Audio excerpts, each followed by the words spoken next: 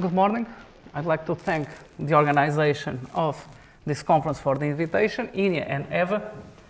And, well, this will sound familiar to the people who came here for the latest conference yesterday and the day before, but I haven't plagiarized anyone. This was prepared beforehand, so bear with me a little.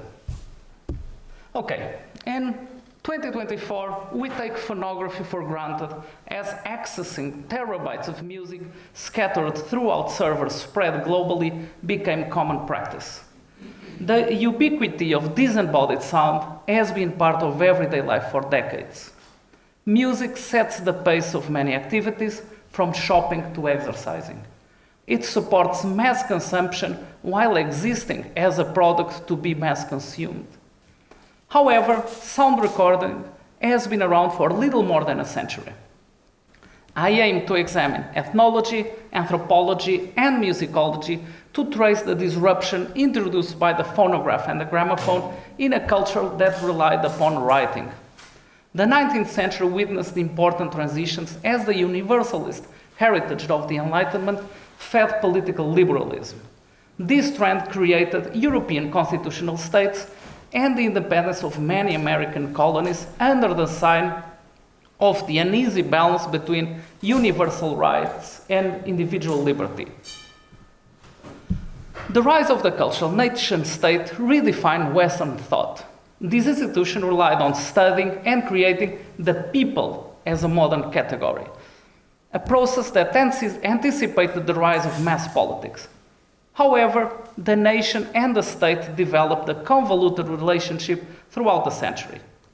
These were frequently mismatched. Some people tried to suture the gap between them, while others reaffirmed it.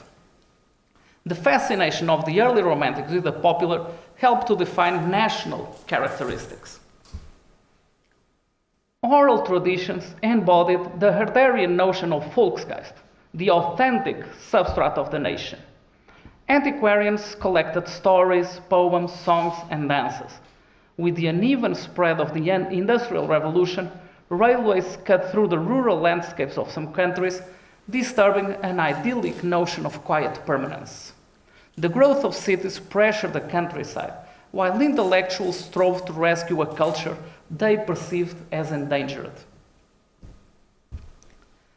Music played a fundamental role in creating imagined communities. For Benedict Anderson, print capitalism was instrumental in connecting people. Thus, printed music introduced them to many repertoires.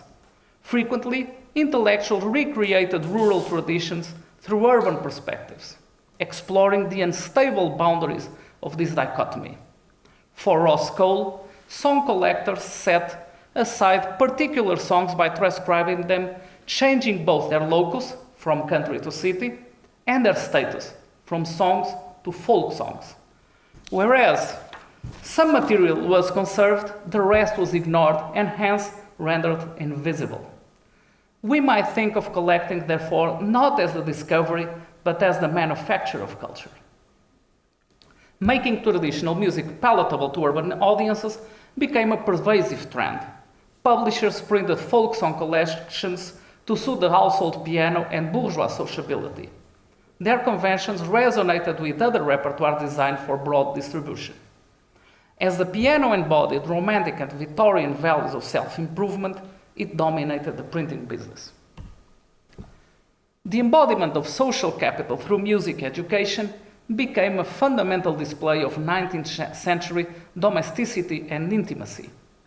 This is especially visible with women, often depicted at the parlor piano. The piano represented self-achievement and education. It facilitated social attachment through musicking. Accessible repertoire that included folk music circulated widely as publications merged nationalism with exoticism. This trend anticipated early commercial phonography as recording expeditions captured heterogeneous repertoires. The business strategy of many phonographic companies relied on the wild availability of music. Customers engaged with the new talking machines through curiosity. Song collections inspired composers to write exotic pieces that disembedded cultural goods from their original geographies. French operetta, Viennese waltzes, Brazilian machiches, and blackface minstrelsy spread globally. Significant distinctions between musical transcriptions and sound recordings subside. Translating sounds into visual symbols relies on selection, since inclusion and exclusion are sites of power. Collectors, individually or organized in recently established societies, privileged repertoires and imprinted their worldviews in the transcriptions. The inadequacy of conventional 19th century notation to represent many nuances of oral repertoires emerged. However, the scientific impulse for objective transcriptions was yet to come. Thus, many folk music collections occupy the unstable territory between domestic entertainment and scientific endeavor. Scholars and publishers collected traditional music and arranged it for wide distribution. They tuned modal inflections, irregular rhythms, and microtonality to fit triadic harmony, the tonal system, and rhythmic regularity. Monophonic music was given accompaniments it never had.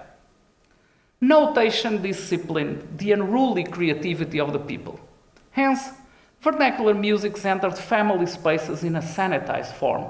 Music associated with the marginal communities depicted in realist and naturalist works traversed the boundaries of decent society. This fascination fueled the popular music revolution of the late 19th century. Genres circulated through commodities designed for transnational exchange and which framed boundaries of class, race, and gender. Commodification paved the way for the new recording industry, whose early years merged artistic prestige and mass production, with recording catalog developing around major opera stars and popular genres. Returning to the Romantic era, 1848 and 1849 reshaped Europe. Political instability, revolutions, and revolts aimed to overthrow the elements of the Ancien regime. This fragile structure between the old and the new powers, drawn into several constitutions, fractured in many places. The repression of nationalist trends associated with Romantic liberalism won in numerous spaces. These failed revolutions carved a lasting groove in the social fabric. In 1848, Karl Marx and Friedrich Engels published the Manifesto of the Communist Party in London, and Discours sur l'ensemble du positivisme by Auguste Comte was printed in Paris. It is a tale of two cities, but things changed rapidly with the rise of other cultural centers. Evolutionist ideas resonated in the works by Marx, Engels, and Comte. Evolutionism was in the air before Charles Darwin's On the Origin of Species, published 11 years later. The transformation of the social sciences in the later part of the 19th century is deeply embedded in positivism and evolutionism. Fresh perspectives changed approaches to the Volksgeist as positivism worked alongside the Romantic nationalism, established in the earlier decades. Positivist thinkers showed the nation as a scientific fact and established compelling narratives, manufacturing the idea that the populations of modern states belonged to a shared background, naturalized the nation-state as a social bond. Ideas such as civic culture and patriotism often relied on a folklorist movement. The specialization of the university created modern sciences like sociology, anthropology, ethnology, and musicology. New disciplines and programs integrated the curricula, scientific journals circulated, museums opened, and conferences multiplied. Approaches that prized internal diversity coexisted with perspectives that valued homogeneity. These articulated the local, the regional, and the national as part of heterogeneous, often contradictory nation. The study of material culture entered the social sciences and renovated museology. The fin de siècle saw great changes: the spread of the Second Industrial Revolution, profound urban transformation, and the rise of mass spectatorship changed everyday life. The creation of the German Empire, the establishment of the Third French Republic, and the rising interest in Africa, Asia, and Oceania outlined the new age of empire. Industrial growth and the need for raw materials triggered a new stage in colonialism encapsulated in the principle of effective occupation that emanated from the Berlin Conference. The colonial world became ubiquitous in Europe as new perspectives concerning its future arose. The partition of Africa is fundamental in this novel stage. Countries like Britain, France, Portugal, and the newcomers Belgium, Italy, and Germany competed for land and resources. These rivalries fed jingoistic rhetoric at home, expressed in many patriotic and even chauvinistic songs. The demise of the trade of enslaved people changed Africa. However, ending slavery was an uneven process in the continent as systems of indentured or mandatory labor replaced earlier relationships. Creating geographic societies that sponsored the expedition reflected a growing colonial awareness. These institutions gathered information on many subjects, including music. Publishers and periodicals shared the explorers' adventures and created colonial imageries for wide distribution. Despite their heroic status as intrepid discoverers of places and peoples, they trod known paths, especially trade routes. Their travel but materialized in engravings and photographs of the colonial world. These images became ever-present, while sound recordings remain accessible only to a handful. The creation of the Phonogram Archive of the Austrian Academy of Sciences in Vienna in 1899 and the Berliner Phonogram Archive the following year are emblematic landmarks in this process. The academic establishment of musicology, especially in its positivist embodiment, reflects an understanding of the sonic diversity. Despite its inclination toward Western art music, universities included Musicology or Gleichende Musikwissenschaft in their curricula, terms used in Guido Adler's 1885 groundbreaking article, The Scope, Method, and Aim of Musicology. This trend emerged simultaneously with sound recording technologies, novel guarantors of scientific objectivity, established and legitimated in the new phonographic archives. Thomas Edison filed for a patent for his phonograph or speaking machines in December 1877.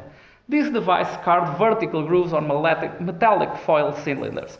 The purported uses for this tool were an office dictating machine, a scientific instrument, a toy, a coin slot amusement machine, and a memory prosthetic. However, this device was ill-suited for these goals, being a curiosity with little application despite Edison's intentions. Hence, the discontinuous development of the invention contributed to its slow dissemination in the following decades. Its success depended on redefinition of the phonograph in visual, cultural, and acoustic terms, a process undertaken by manufacturers, advertisers, and consumers. Beginning in the late 1880s, Edison upgraded his phonograph, releasing the improved and perfected phonographs and established the Edison Phonograph Company. Despite the prominence given to Edison, other inventors helped to develop the phonograph during its infancy. In 1886, Charles Sumner Taylor, then working for Alexander Graham Bell, patented the graphophone, a device that recorded sound into a cylinder covered with a wax-like substance, which improves fidelity. 3 years later, Gianni Bettini created a flexible diaphragm that could be fitted to different models of phonographs, molding, a process developed in the last years of the 19th century, and the use of celluloid facilitated the mass reproduction of cylinders in the decades to follow. Emil Berliner patented the gramophone in 1887. This machine reproduced pre-recorded music which contrasted with the phonograph. Berliner and his technicians produced their early masters on 7-inch flat discs. These records were laterally cut so as not to infringe Edison's patents. The spread of the gramophone required the ready availability of a variety of repertoires. Unlike the phonograph, where homemade recordings were frequent, the gramophone relied on disc pressing plants. The first was established in Hanover in 1898. The expiry of the Bell-Tainter patent in 1900 transformed the gramophone business. In the early 20th century, companies began recording the masters in wax, a more pliable material. The mass production of double-sided records, introduced by Odeon at the Leipzig Fair in 1904, became the industry standards for years. Many phonographic companies operating on different scales, from multinational enterprises to local ventures, emerged, feeding this new market for pre-recorded sound. Cylinders coexisted with discs in the French company Pathé, which worked under Edison's patents for vertically cut recordings. They recorded their masters using cylinders and then transferred the music onto discs using pantographs. Privileging pre-recorded music helped the growth of a large-scale market for phonographic goods. This process merged technological innovation and commercial strategies. It highlighted the role of the phonograph as a purveyor of entertainment that coexisted with its other uses. This illustrates the mechanism through which the machine became the epitome of domestic modernity. In the short period between 1896, the year Edison's device was marketed to the general public, and 1900, the phonograph spread in many countries. Manufacturers, customers, and publicists debated the possibilities of storing and archiving allowed by sound recording. However, this perspective contrasted with initial practices, as the nature of early recordings was ephemeral. Victorian domesticity favored informal archiving, such as family albums or home recordings. Phonographs penetrated people's homes. The parlor was a space that represented family identity through handcrafted objects and family-specific items, like needlework, lace, and photo albums. Later, it included mass-produced products, like phonographs and gramophones. The phonograph fostered active engagement from its users, who produced amateur recordings instead of buying pre-recorded music, or along buying pre-recorded music. This possibility is essential for its use as a scientific device under the paradigm of modern social sciences. Gramophones reproduce exclusively recorded sound. Despite this distinction, phonographs and gramophones coexisted as scientific equipment. During the Great War, the Royal Prussian Phonographic Commission, set up in 1915, recorded over 1,000 wax cylinders containing music and more than 1,600 wax discs of different languages and dialects in war prisoner camps. Karl Stumpf and Georg Schünemann used Edison phonographs, while William Duggan partnered with Odeon to produce and matrix the language recordings. Recording sound became fundamental for documenting and comparing materials in the early days of phonography. Moreover, it opened a new world for the sciences, which developed greatly in contact with the internal and the colonial other. The rise of the social sciences in the late 19th century related to new perspectives on the people and the intensification and reshaping of colonialism. Their segmentation and incorporation into institutions like the university, the journal, and the museum were staples of the era. Under the influence of positivism and evolutionism, currents associated with the hard sciences, people produced new understandings of humans. Etymologically distinct, anthropology and ethnology differed in approaches and perspectives. Anthropology, the science of man, man-physical anthropology. A study of the human species in its universal traits is noteworthy at the end of the 19th century, when Europeans and Americans contacted various people through colonialism. Then, the universalist trend of anthropology developed theories grounded in natural history and anthropometric data, originating new paradigms of racial science. Comparing measurements was the scientific method for studying different people. Establishing fundamental methods for collecting and measuring skeletons became essential for scientists. People like Paul Broca and Rudolf Virchow developed approaches to studying materials collected by travelers, naturalists, military officers, missionaries, merchants, and settlers. Printers published handbooks that taught people to catalog and take measurements. This novel racial science is intimately connected, but is not a synonym with the scientific racism of the Age of Empire, which fed eugenicist thought. People created the notion of biological race, a fundamental concept at the height of colonialism. Many scientists segmented humans according to physical traits and placed them hierarchically on the scale of evolution. This effort legitimized colonialism abroad and forms of social control at home. Moreover, determining group psychology through anthropological information illustrates the dominant view many Westerners, some deeply invested in colonialist practices, shared. Producing differences between European selves and colonial others objectified people, a deeply ingrained trend in anthropology for decades to come. Ethnology, the science of peoples, studied groups of humans linked by cultural bonds. It was the ancestor of social and cultural anthropology. Early Romantic ideas informed ethnology, which focused predominantly on Europe. This perspective resonated with Herder's Volksgeist in an era of nation building. The focus on diversity in the late 19th century examined and compared popular traditions. Its particularism contrasted with the universalist aims of anthropology. In addition, the variety of subjects ethnology examined made it harder to adopt positivist methods. Studying myths, customs, techniques, poems, tales, songs, buildings, and tools required a different approach. Anthropological and ethnological perspectives are not mutually exclusive, as they simultaneously informed science in the Age of Empire. Many thinkers use archaeological remains and skeletons to prove the origins of a nation and its people. Some mix these ideas with ethnological data, which merge chronological and synchronic approaches. For example, relating 19th century popular culture in the north of the Iberian Peninsula with the presence of Celtic people many centuries before illustrates an interesting concatenation that justified specific cultural traits. These elements have been used for political purposes since then. Thus, a clear segmentation between anthropological approaches and ethnological inquiry is elusive. Moreover, the dialectic relationship between nation-building and empire-building anthropologies addressed by George Stocking Jr. is essential to understanding how social scientists worked in the fin siècle.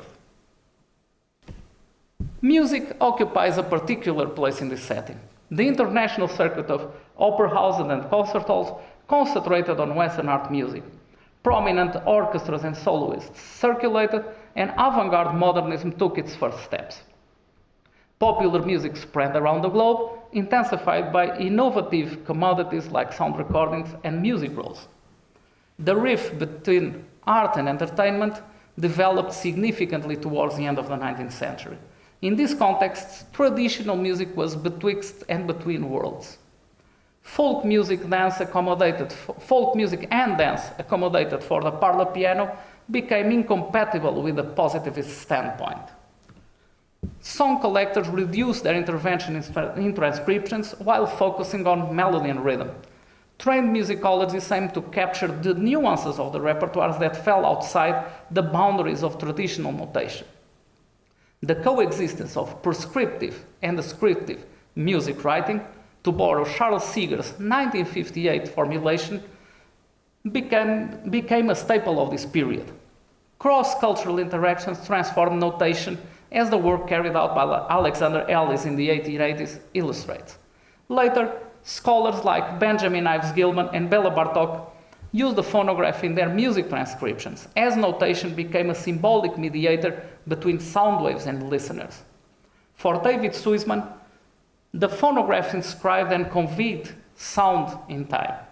That is, sound as ephemeral vibrations in the air produced by a specific instance of musical labor or other sound-making activity. This quality contrasts with media that contain sound-in knowledge, an operative code of signification to study and perform music. Contacting with the music and dance of people worldwide had deep repercussions for musicology. Explorers, missionaries, military officers, and merchants wrote extensively about musical events. Western ears recreated the colonial other in widely disseminated written accounts. They highlighted the strangeness of what they saw and heard. This is remarkable in an era whose evolutionist resonances associated music with race. The idea that primitive music emphasized rhythm while Western art music relied on harmony and counterpoint followed turn-of-the-century racial science. Collecting musical instruments from many places reflected a rising interest in material culture. However, music is also immaterial. How would it integrate museum collections? Through phonograms like cylinders and discs? Anthropology, ethnology, and musicology invested resources in producing difference and sameness with the empire as their background. Hearing played a fundamental role in this process.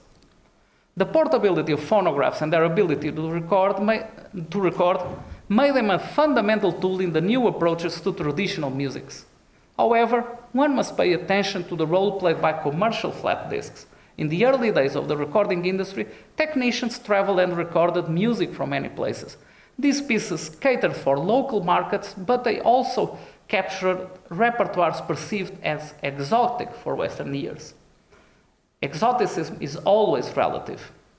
Many early recordings unintentionally stood in a hybrid position between ethnographic curiosity and the popular music market.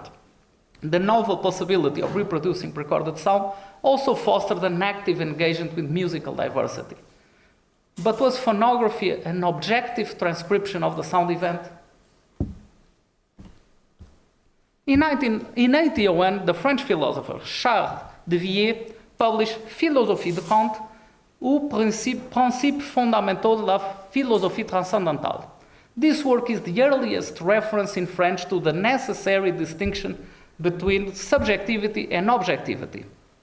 The second issue of the Edinburgh Review, published in January 1803, contained a review of the Villiers book. According to the Oxford English Dictionary, it was the first English use of subjectivity and objectivity. Enlightenment scholars questioned their epistemological status and carved out this dichotomy as modern science developed. In the middle of the 19th century, objectivity became established as a set of norms and procedures. Unsurprisingly, this adoption paralleled positivism and evolutionism. For Lorraine Daston and Peter Gallison, mechanical objectivity rapidly replaced an approach of truth to nature prized by Enlightenment thinkers. Mechanical objectivity consists of the self-effacement of the observer when collecting data. Ideally, reducing human intervention, what we would now call researcher bias, would allow for the information to speak for itself. Thus, mechanical objectivity became a fundamental tenet of positivist science and spread swiftly across the Western world. This idea resonates with Kant's notion of disinterested contemplation. The philosopher developed it in Critique of Judgment, a book on the beautiful and the sublime. In the following century, the detachment between observer and observed became fundamental to mechanical objectivity. As social sciences emulated methods and perspectives from the natural sciences drew from Kant's aesthetics. This process illustrates a long-winded path the sciences took from the Enlightenment to positivism through Romanticism. The dissemination of technologies like the photograph and the phonograph in the late 19th century reinforced this perspective. Then people could delegate human intervention to mechanical devices that objectively captured nature. Daston and Gallison focused their analysis on images, discussing how photographs and X-rays convey a mechanical objective vision of nature. These technologies coexisted with engravings, which depended on the artist's subjectivity. With a significant overlap, they mutually informed each other. Sketch artists and explorers drew scenes that circulated widely in periodicals, novels, and travel literature. Many publications containing images of the late 19th century expeditions used engravings. Some of these representations were based on photographs. Photography became an essential tool for ethnologists and anthropologists. However, the process was complicated, especially when working outside the studio. Difficulties associated with the fragility of the materials and the preservation of chemicals in tropical climates complicating using them in expeditions. Nevertheless, images help to naturalize human differences during the Age of Empire. But what about sound?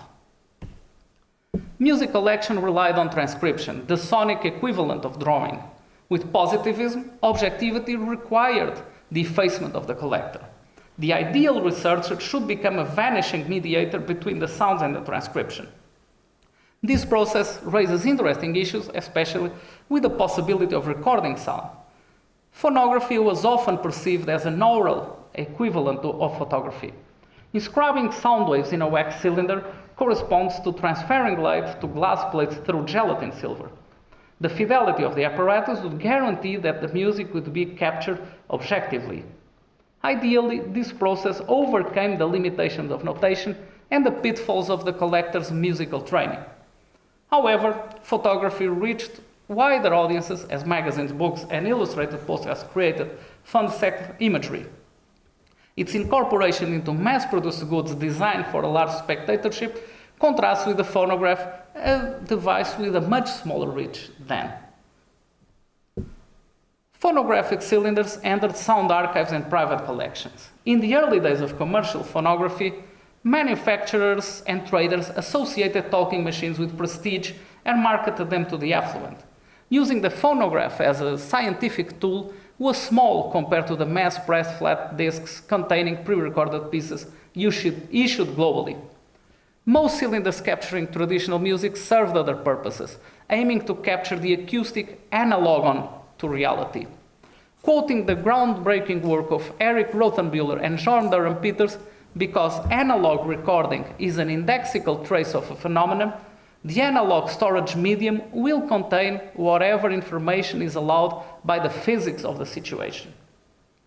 This stance highlights the phonograph's objective seizing of sound. However, it is an ideal perspective given the device's early limitations. For Jonathan Stern, the best available or the preferable became a stand-in for the true. People developed listening techniques. They acquired skills that allow them to discern between sounds of and sounds by the apparatus. For Amanda Weidman, with phonography, a new kind of real in which the purity of hearing alone was distilled emerged. For Friedrich Kittler, the phonograph helped 19th century culture to select, store, and process relevant data.